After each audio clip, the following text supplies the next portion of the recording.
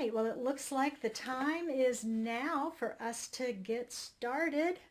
I'm going to invite you all to continue to chat with each other there in the chat window if you would like to do so. Um, I can't see it from where I am, so it won't be distracting to me at all. Joe is our moderator, and he will be able to interact with you there online.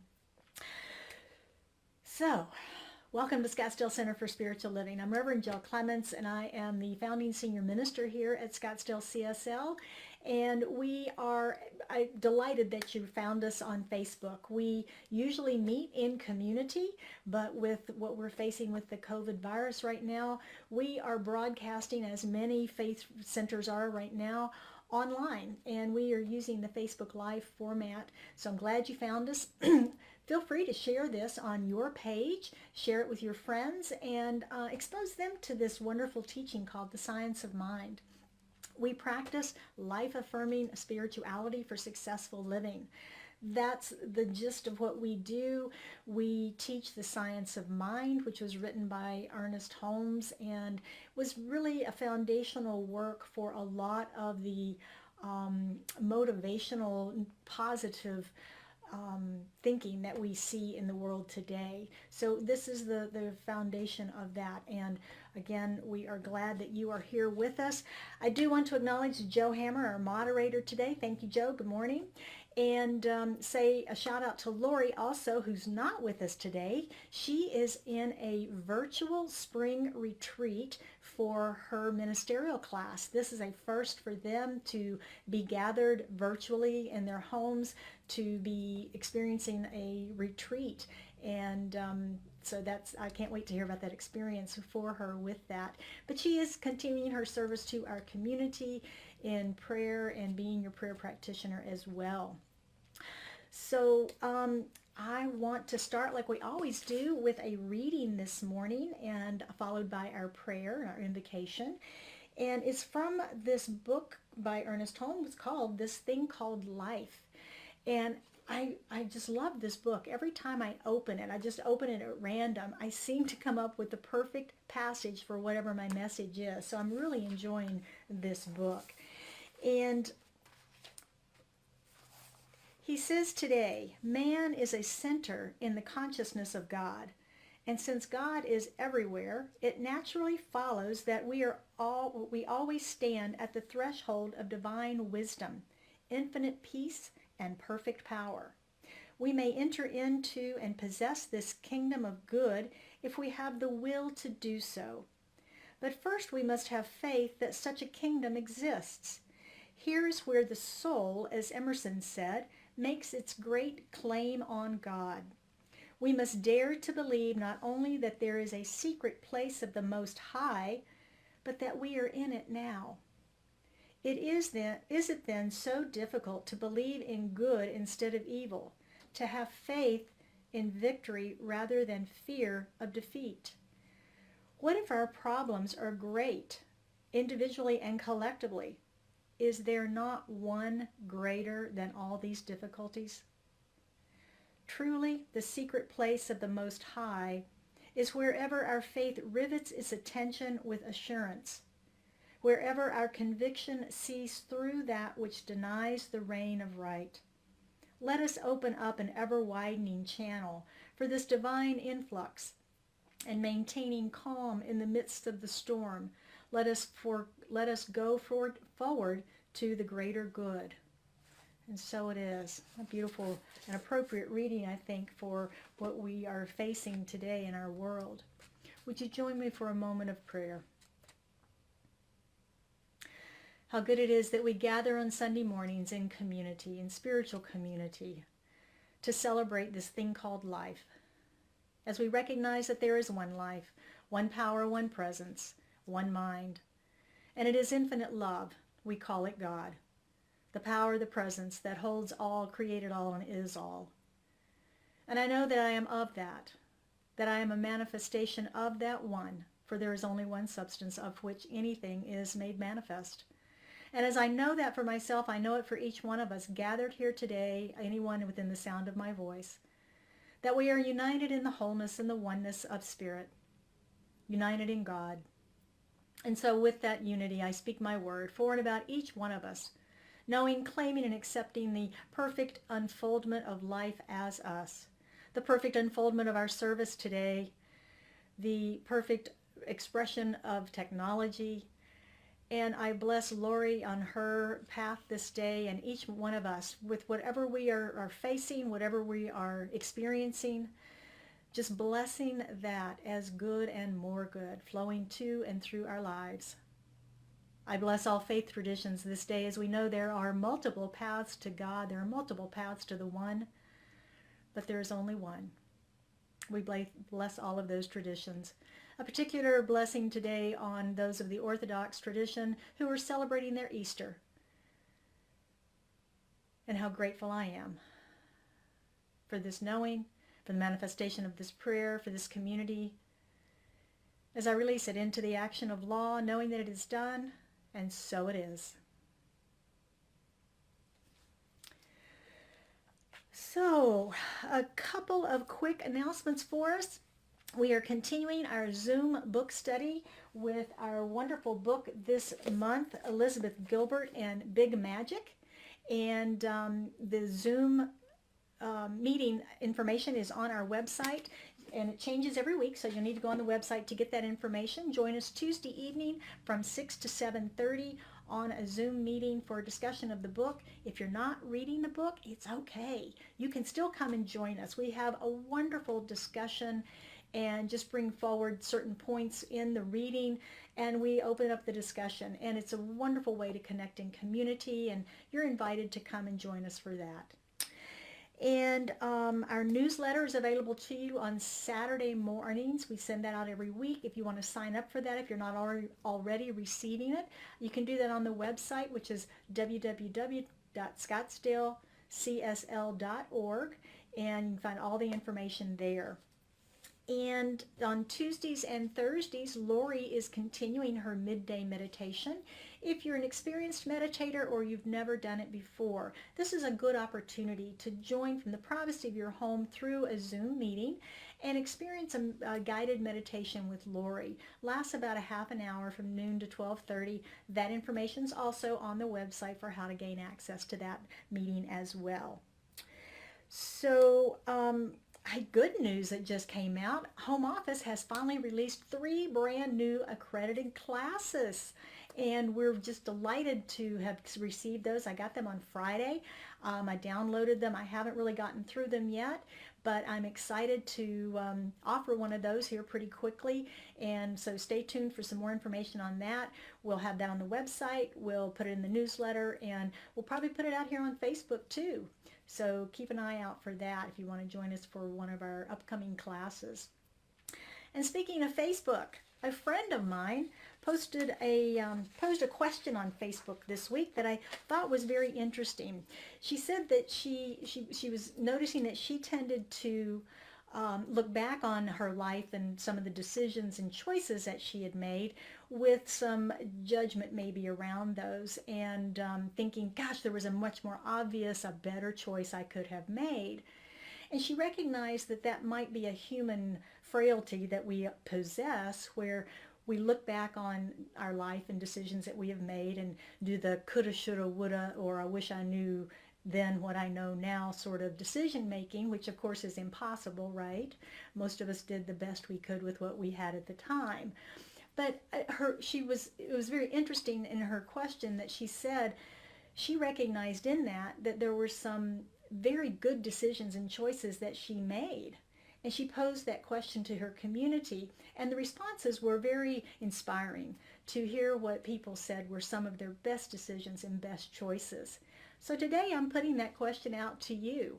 What are some of the best decisions and choices that you've made over your life? And don't get hooked on the ones that are negative or didn't turn out so well, but really the ones that are the positive and inspiring choices that you've made in your life. Now, the reason that I am using this question today is because I think it's a great question to introduce our talk this morning, which is called Unwritten. Unwritten. And it's about the rest of our lives, which is unwritten at this time, isn't it? The rest of our lives is unwritten at this time. We're in this now moment, this present moment. Our founder, Ernest Holmes, who wrote the book, The Science of Mind, that we teach from, he says, because we fail to realize that principle is not bound by precedent, we limit our faith to that which has already been accomplished, and few miracles result. When through intuition, faith finds its proper place under divine law, there are no limitations, and what are called miraculous results follow. And this is one of the basic ideas of the science of mind, that principle, the law, is not bound by precedent, by anything that has come before, that every moment is a new moment with the law of creation.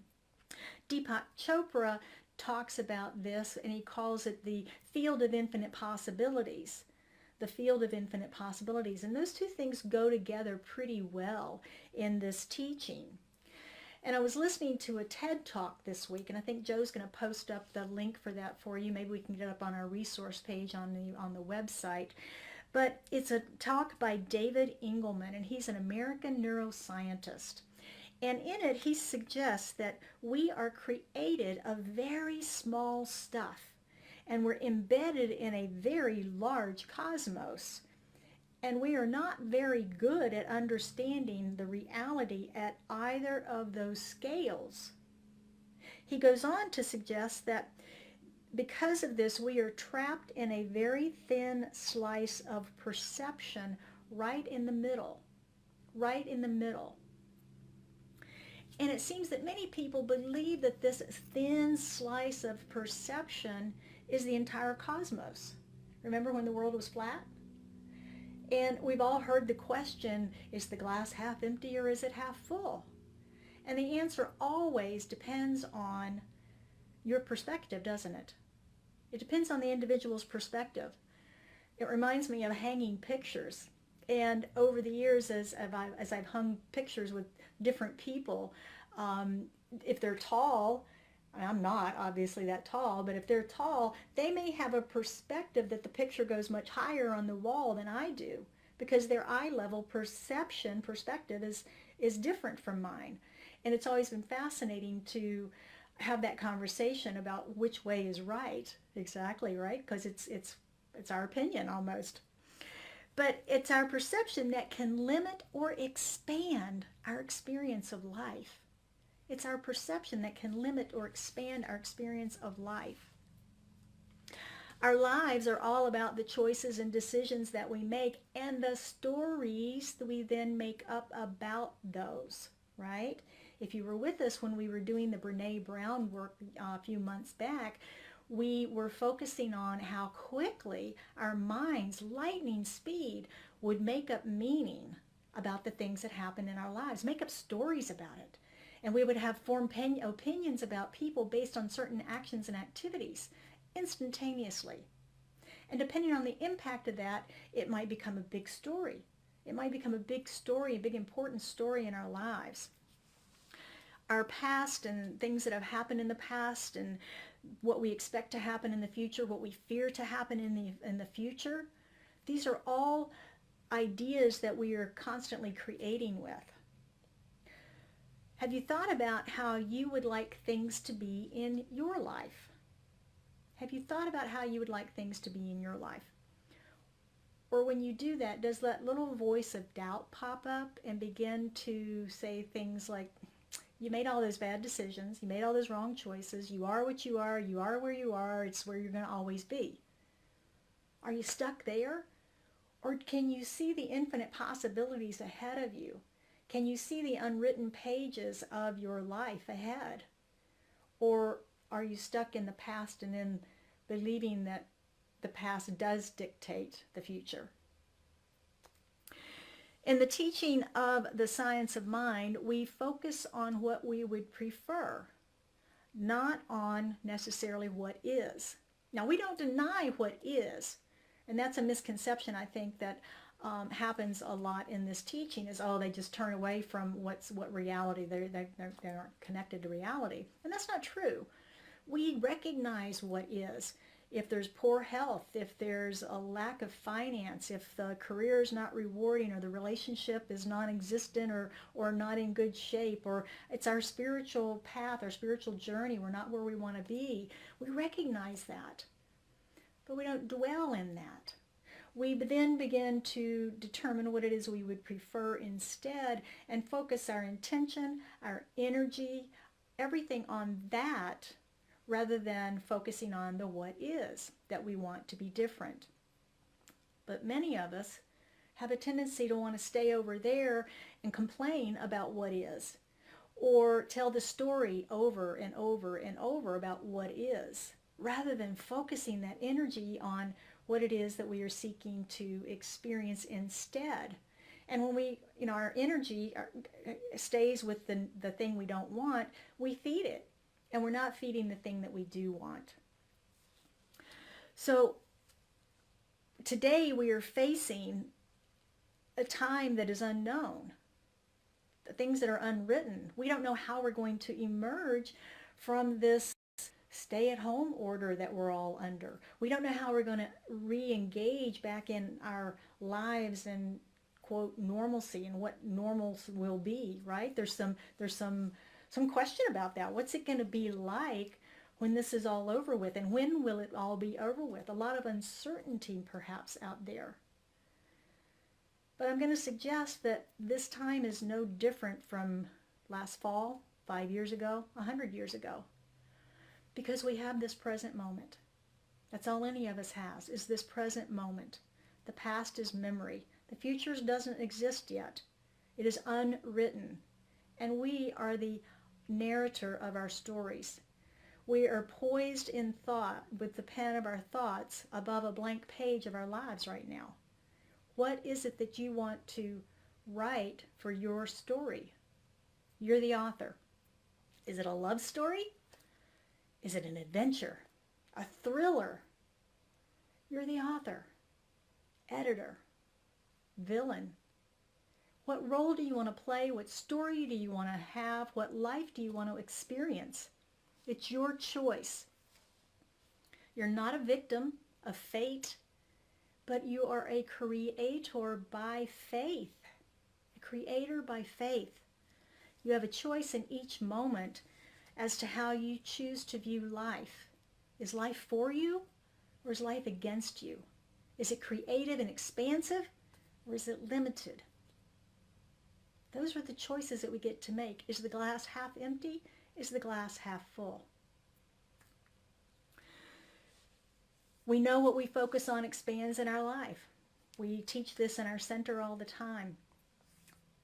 What's got your attention these days? What are you focusing on these days? What are you thinking about these days? Are you staying in fear and concern and uncertainty? Are you focusing on that which you are wanting to experience new? I was talking with a friend yesterday, and she said, this is a time that I have that I can reset my life. I can make changes in my life. I can start getting up and showering and dressing every day instead of running around in my comfy clothes.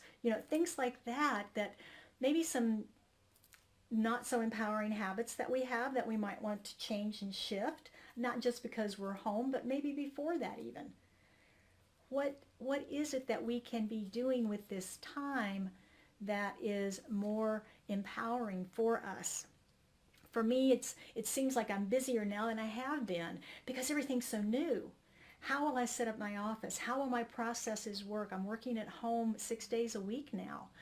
So I have to have new ways of doing that and juggling things. And I've got more household things that have to happen simply because we're in the house more. And so it's finding that place of balance and flow within a new way of being. And I find myself getting caught up in the details of that sometimes and losing my center a little bit. And that's when I know I have got to pause. I have got to pause, and I have got to go within. I've got to find my center, find my balance again. Because otherwise, it is all too crazy. It gets all too crazy. So are you taking time? Are you taking time to reflect, connect, and reset your center? And I can't leave today's talk without talking about gratitude. Gratitude is a wonderful spiritual practice, and we usually share our gratitude on Sundays when we meet in community. We stand up and we talk about what we're grateful for in our lives, how Spirit has shown up for us, and we share that gratitude with the community. And it's always heartwarming to me, and I've put the invitation out that you can email me your gratitude during the week, and I will read those into our service and share with the community if you would like. And I'm going to invite you right now to do that with each other through the chat. Express your gratitude. Share what you're grateful for. And I'll read those later and look forward to that. But while you're doing that, I found 3 quotes from positive leaders today on how important gratitude is for them and their lives and their success. Ariana Huffington of the Huffington Post, she says, what we focus on really determines how we feel about that particular day or our life in general.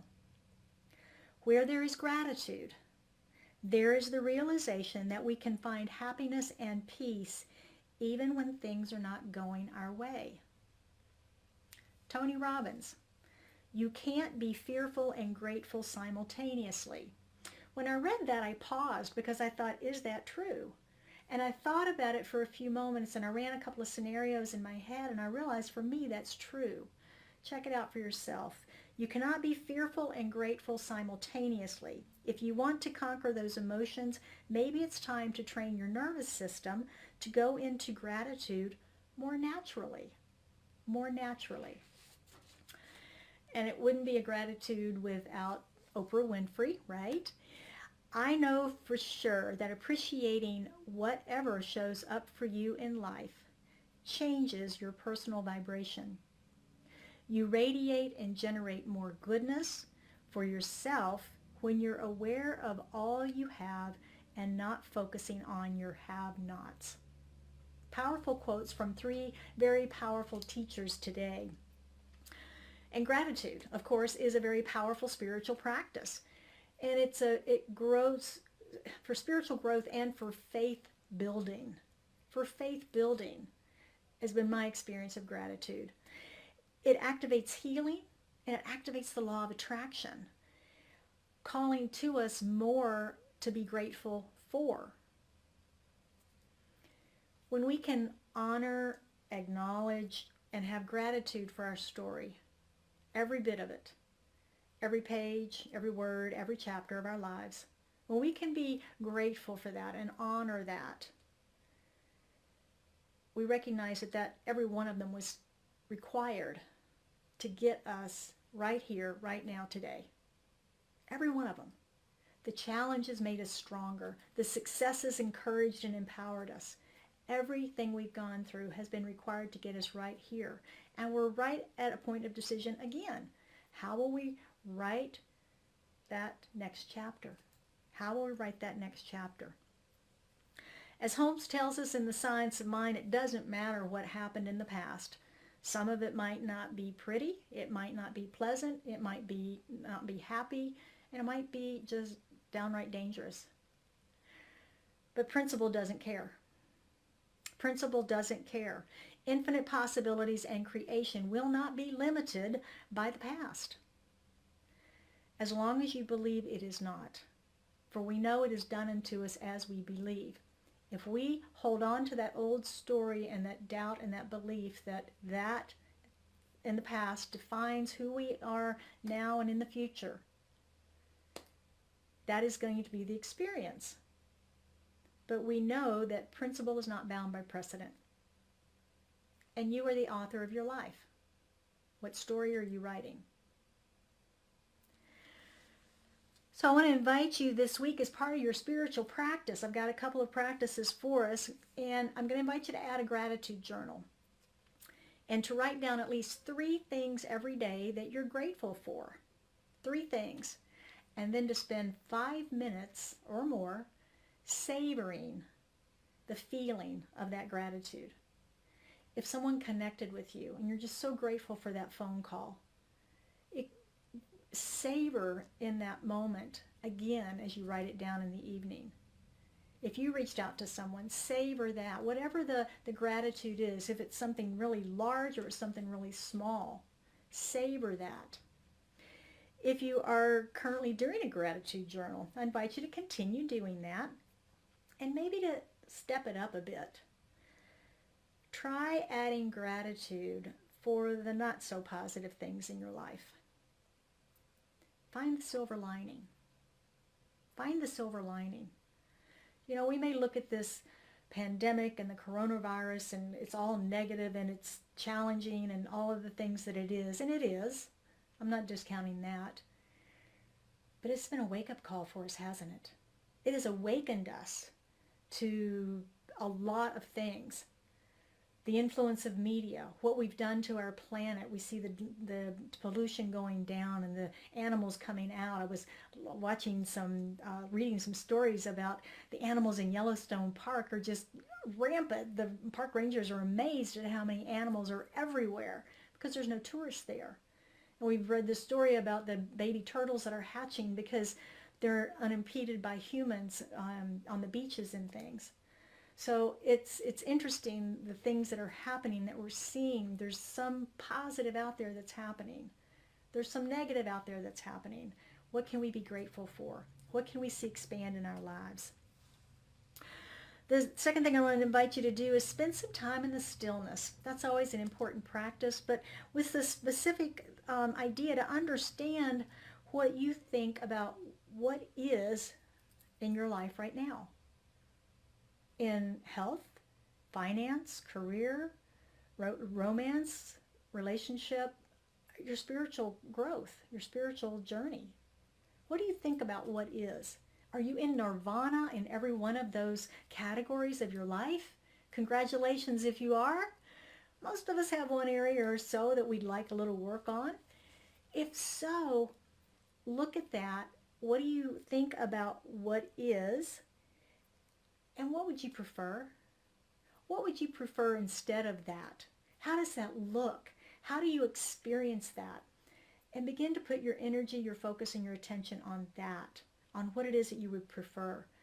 And plant those seeds in the law. Plant those seeds in your mind that will blossom and bear fruit when this is all over with. What story are you writing?